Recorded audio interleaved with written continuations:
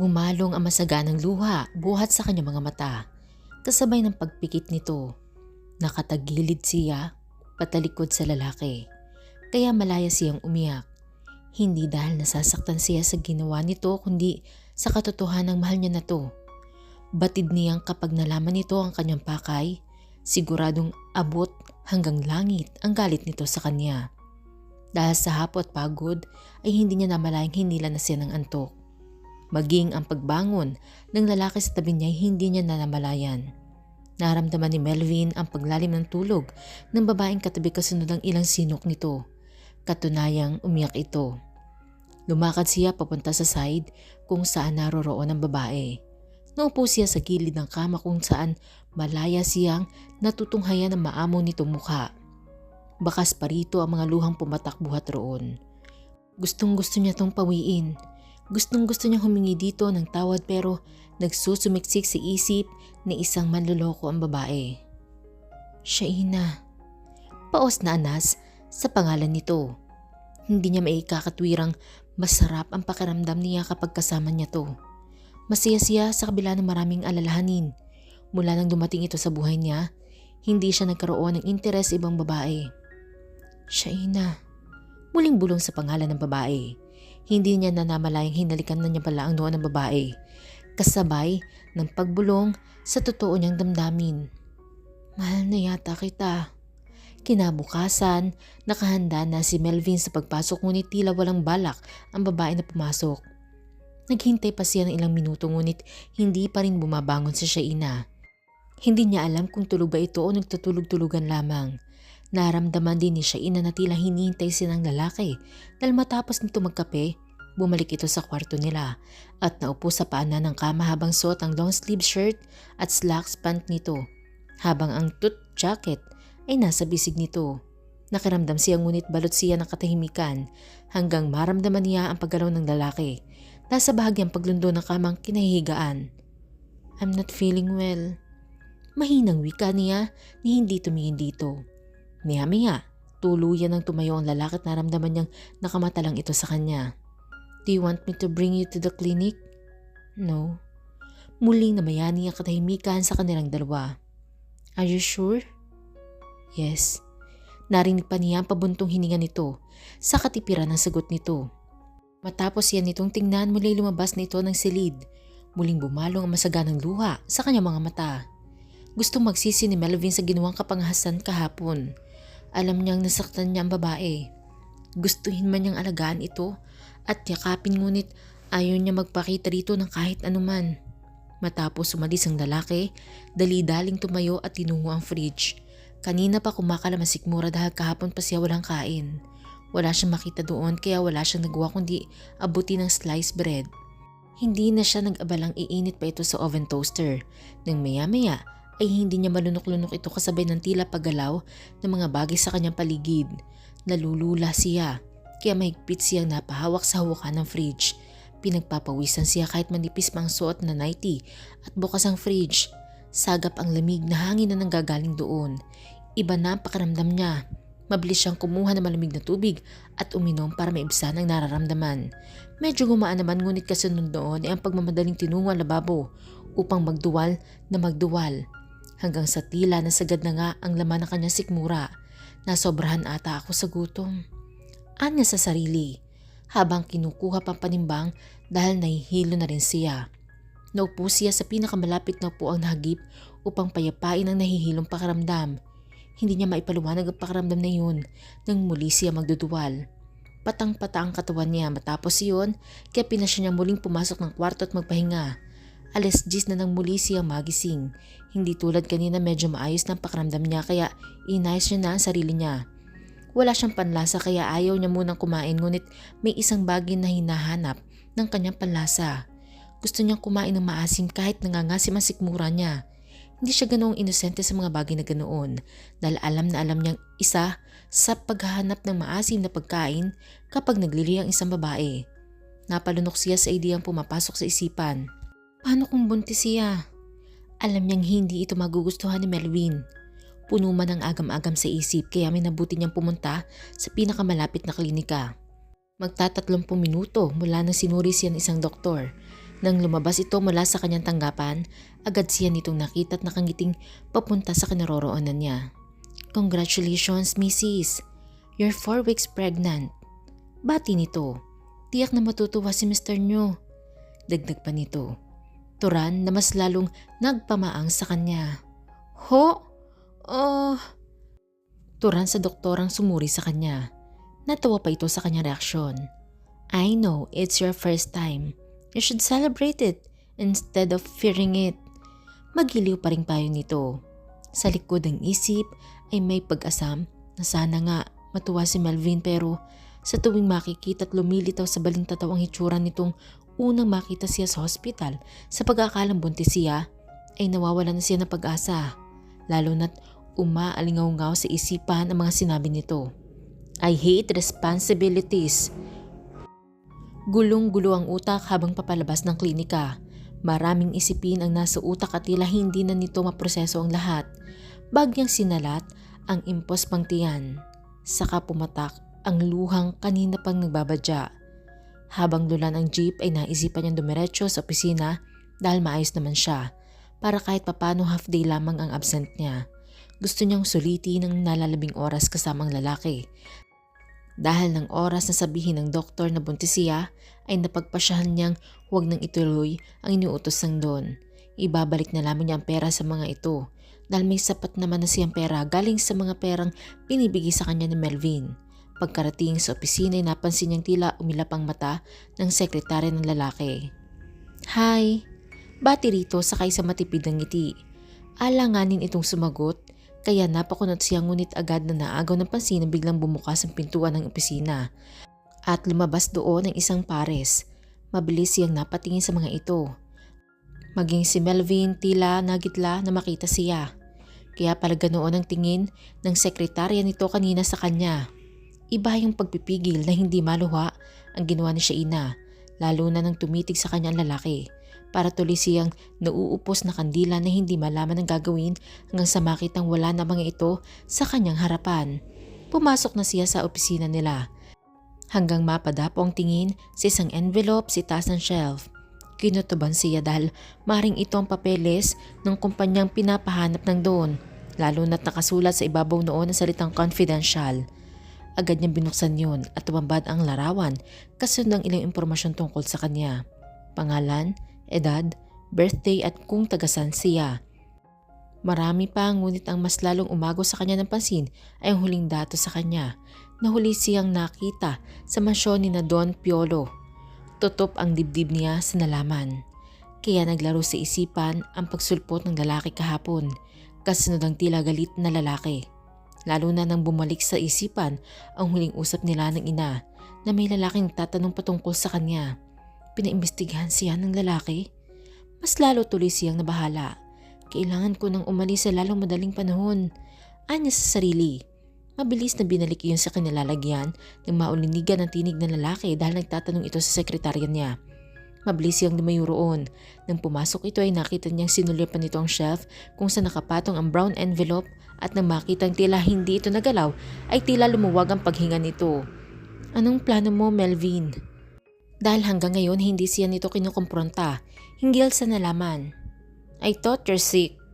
Anito? "I feel better now so I decided to come." Aniya sa katinuwang upuang lan sa kanya. "No, just got home and have enough rest." Pigil nito sa kanya. "For what? Para magawa mo ang nais mo rito?" Maang natural. "What?" Gilalas na saba ni Melvin sa sinabi nito. "What did you say?" Ulit pa niya. Wala. Tumingin siya sa lalaki, nakatingin din pala sa kanya. Nalito ang isip. Nauna na siyang nagbaba ng tingin. "Better go home. I will ask Manong Henry to drop you home." Anang panito na tila concern sa kanya. Dahil kailangan niya ring mag-isip at paghandaan ang napipintong paglisan, sa piling nito ay minabuti na nga niyang umuwi. Sa bahay naghanda siya. Naghanda para sa huling gabi sa piling ng lalaking minamahal. Sisiguraduhin niyang ito ang huling gabing hindi makakalimutan ng lalaki. Pagdating ni Melvin sa opisina niya, matapos iwan ang babae sa kondo niya, ay nabwisit siya dahil ang aga-agi naroroon ng tiyuhin at printing nakupo at naghihintay sa kanya. "What are you doing here?" Mariing wika. "Relax, It's too early para magalit. Sige ka, tatanda ka ng maaga. Pangiinis pa ng tiyuhin. Leave my office now. Mariing tinig sa tiyuhin. Ngumisi ito na mas lalo pang nagpainis sa kanya sa sumulyap sa mesa ni Shaina. Seems your personal secretary is not here. Anito? Naningkit ang mata niya. Tila kumpirmasyon iyon na kilala nga niya talaga ang babae. She's sick. Oh, really? Nakakalokong tugon pa rin ito. Get out or I will call the guard. Banta niya rito. Hindi niya malaman kung bakit kumukulo ang dugo nito. I'm just here to look at you, Melvin. Okay, since you're so well, I'm going. Kampante pang tura nito na mas lalong nagpangitngit sa kanya. Matapos nitong lumabas ay naibato niya ang ilang papeles na nasa harapan. Dahilan upang maglipara ng mga ito kung saan saan hanggang sa muling bumukas ang pintuan at niluwa noon si Margo. Hey Loverboy! Anito sa kadire-diretso sa kanyang likuran at minasahay siya nito sa kanyang balikat. You seem so tense. Anas pa nito sa kanyang punong tainga kasabay ng mabini at mamunting halik nito roon. Agresibong babaeng bagong dating.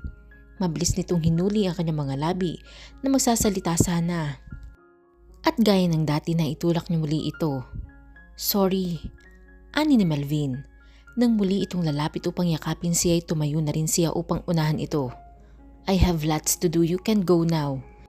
Aniya saka giniya ito papalabas sa opisina niya. Nang buhat doon ay nakita ang mukha ng babaeng kanina pa naglalaro sa isipan. Nang ganap na marating ni Shaina ang unit na tinutuluyan ay hindi siya mapakali. Nilibot ang kabuuan niyon sa kaunti-unting lumamlam ang mga mata. Kailangan niyang gawin yun para sa kanyang magiging anak. Ayaw niya madami ito sa gulong pinasok niya. Isa lang ang naisip niya, ang paligayahin si Melvin sa huling gabi niya sa unit nito. Mabilis na naghanap ng papel at ballpen.